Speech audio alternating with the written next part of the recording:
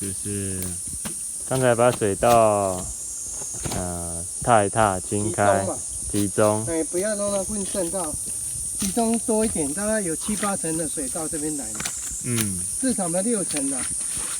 这样水才有办法渗透下去的量比较少。才会往原址去。对。这样就过来，我们就跟着走嘛，应该会下去的，这个量。我这边再踏一踏，看它哪里有渗下去，再给它踏一踏。好。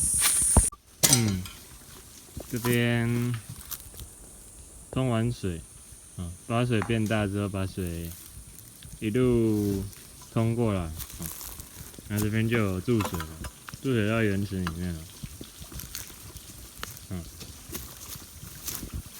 这样子，水也不算小了，还可以。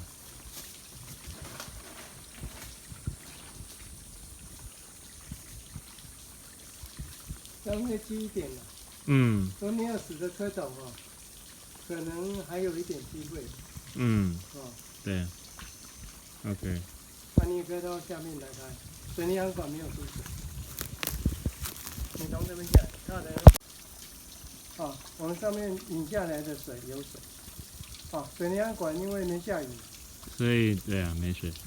地下就没水。